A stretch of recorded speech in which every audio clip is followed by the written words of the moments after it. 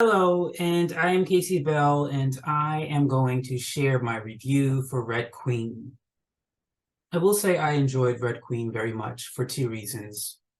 The first reason being that I feel like, in my opinion, every word was necessary.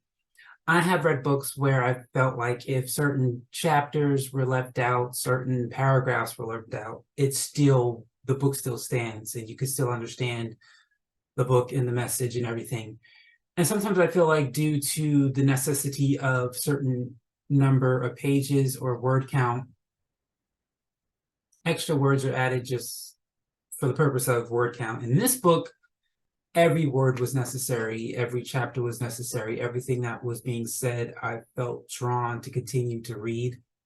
And other books I've read, I didn't feel drawn to continue to read. And that's the second reason why I liked it, is because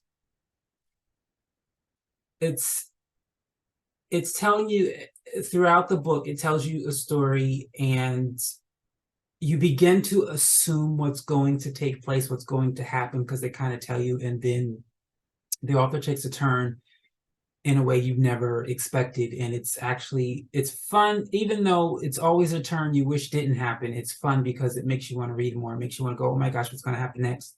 And everything about the book is unexpected, in my opinion. I didn't expect, maybe one or two things I did expect to happen. Most of what happens I did not expect.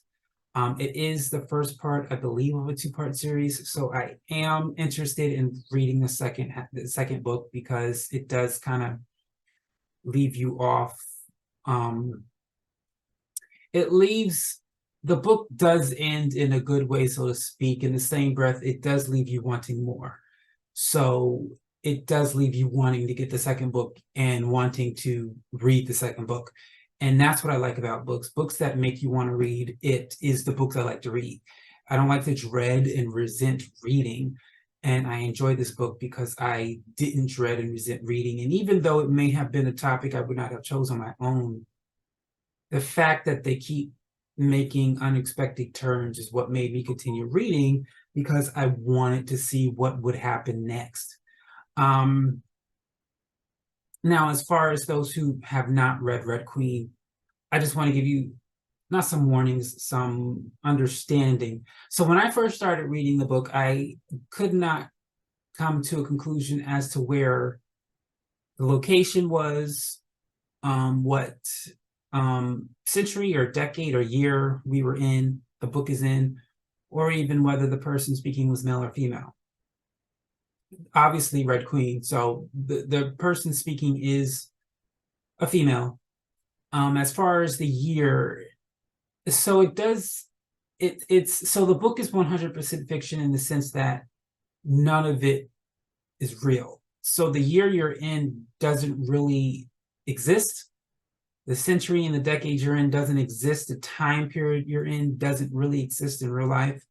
And even the earth they're on is not the earth we live on. The countries, I don't even think they really call them countries. Names are different. And then the living organisms on earth are different. So I will say this book is similar to, well, the book basically is, the idea is what United States, well, divided states of America is going through now, and has been going through since the beginning, as far as Black people against white people. And so this book, or the other way around, really, this book is more about the color of people's blood instead of their skin. So you have the red bloods, which are called Reds. They bleed red blood, and they are, I guess you can say, humans. And they're the poor, the less fortunate, the minority, the underlooked, et cetera, et cetera. And then you have the silvers, which when they bleed, their blood is silver. They're like angels, I guess you can say, gods and goddesses, and they're in a certain way also superheroes, because they have these superpowers. And the way their superpowers work is each family, I guess you can say, has their own individual. So certain types of families have certain types of superpowers, where one can make water appear, one can make fire appear, one can make knives appear, and they fight with these abilities that they have. And the problem is the Silvers are wealthy and they don't really do much of anything except have fancy dinners, while the Reds are not, and they do most of the work. They're at war with another part of the country. I forget the reason why they're at war. The thing is, the Silvers are not fighting the war. The Reds are. The Reds are the ones going into war and being killed and fighting basically for the Silvers. And the war has been going on for centuries now. Just it never stopped. And the Reds are tired. They don't want to deal with it anymore. So the Reds start a revolution. And thus the bulk of the book is about the revolution of the Reds coming against the Silvers to so there could be equality and equity across this earth.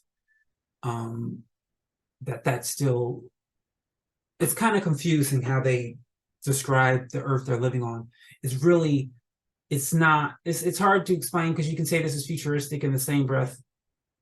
It's kind of like as if the humans of today died out and another creation was formed, so to speak.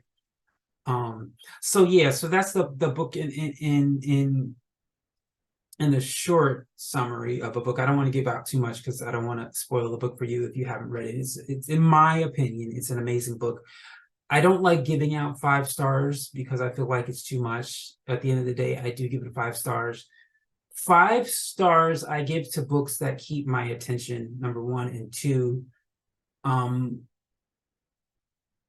don't know what I'm expecting. Even when I expect something, what I expect doesn't happen. I like books that keep you thinking, keep you reading, throw you off guard, throw you off what you expect, because it makes you want to read more. And I also like books where I read something in chapter, I don't know, 5, and then in chapter 17, it comes up again, and it makes more sense now in chapter 17 than when I read it in chapter 5. And so I like that too, when they bring stuff back. And to me, it's brilliant, and it also means you're not no offense, a lazy writer, because you're really crafting the story well. And so I enjoyed Red Queen, and I do plan on going back to the library to get the second book. I forget the name of it offhand.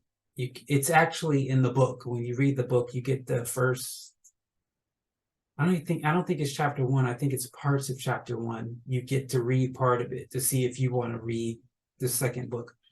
And I didn't read the next chapter. I just know I want to see what happens next, because it's a hook. It leaves you off the hook. It doesn't really give you a closure, a conclusion, resolution. So I do want to read it to see if there is such a resolution for this fictional Earth planet, Earth world that the Reds and the Silvers live on. I would enjoy, I do believe, I could be wrong, I do believe if anyone ever bought the rights for this book and created a film, well, with all the writer strikes and actor strikes going on at the moment, not sure if that's going to happen anytime soon. If they ever made a film of this book, I would be one of the first to see it, because the description of the locations and the land and just the earth, and the descriptions, excuse me, of the people, and the descriptions of the superpowers these Silvers have, and the description of the clothing that's worn is just amazing. And I would like to see someone else's vision or idea of what they saw when they read this book. It's an amazing, it's just an amazing book altogether, in my opinion. So I give Red Queen 5 stars, and I'm looking forward to getting the second part of this book. So that is my review. I hope you do take the time to read it, and that's it for now. Thank you for watching my review of the Red Queen.